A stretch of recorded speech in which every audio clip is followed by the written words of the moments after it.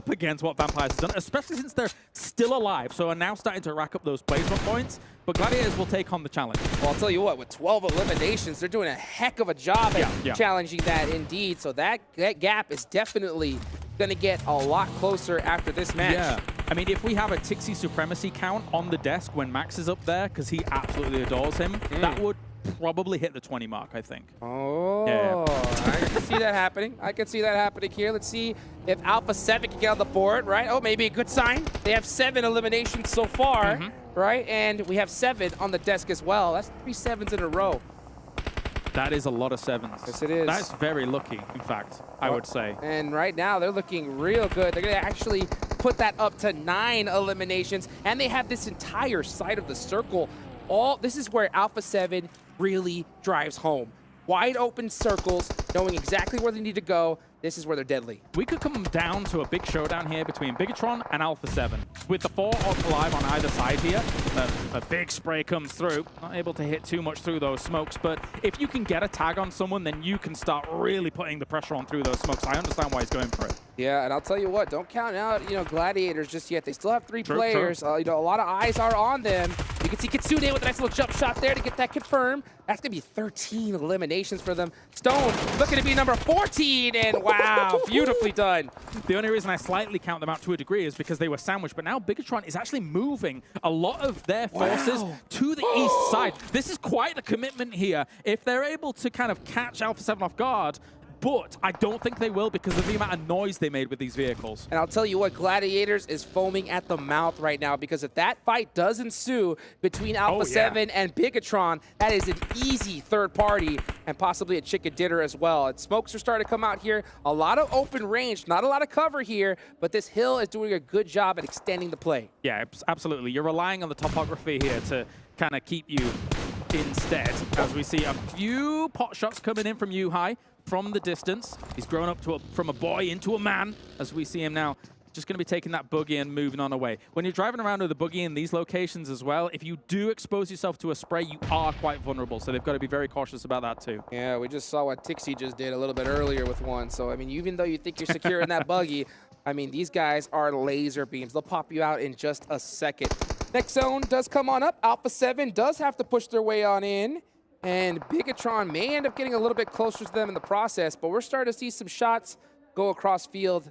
I think Revo is definitely keeping an eye on Gladiators. Yeah, across field shots, it's a very important point that you bring up because when a circle narrows down and bears down like this, it becomes those off angles. It becomes those really long-range shots that matter, where your opponent isn't accounting for those slight angles and slight kind of curves of the hill. So we could see that become very important as still Bigatron slightly separated up. The other 2 teams here just being clumped down towards the south sides of the circle. Yeah, you can see Genfos was the first person to get in the zone for Bigatron, and they are starting to get those splits. Yeah, look at that. Buggy trying to get some information. Matic giving away his spot to try to get that knock. Doesn't get it for the time being, and now you can see Bigatron Red Villains locked on to his position.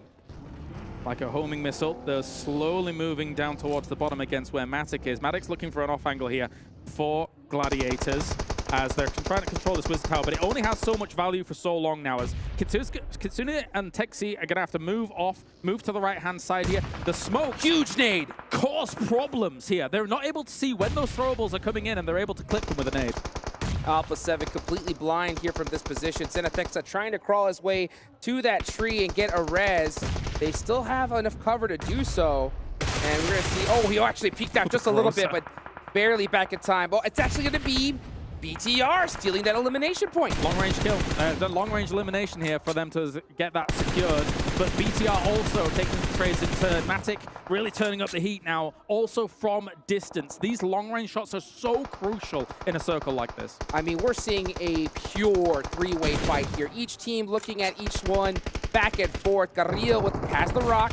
That's going to be huge. If Nervo does get clipped, his level 2 vest is beat up big time, so he cannot take very many shots. He has to be very careful. Going for the peek around here with the M4. Mafioso now going to throw a grenade over towards Oh Tixi. my gosh! Oh, the DBS! Deceptive amount of range coming in here from Mafioso, able to shred Tixi. And that's 11 eliminations for Alpha 7. Oh, but they're down to just Revo. It is a 1v1 V2 and BTR are looking real good. Yeah, Matic in the distance, looking for any pickups they can try and find here, but they're so far apart. They were Gladiators was banking on the idea of having multiple angles. That means knockdowns are very difficult to be able to resuscitate, as Mafioso should be okay. They should be able to get him. Matic going across, trying to get Kitsune up, and he looks like he might just be able to do so, because Alpha 7 is very distracted here with Yuhai. Yuhai did spot Revo. He's going to get that first aid off real quick. He's trying to play this very careful. If Mafioso has anything, though, it's going to make it very difficult. He's going to explode that buggy. Has to get the reload in time. Yuhai, oh, the nade from Jetfoss, clutching it up, and Yuhai finishes Alpha 7.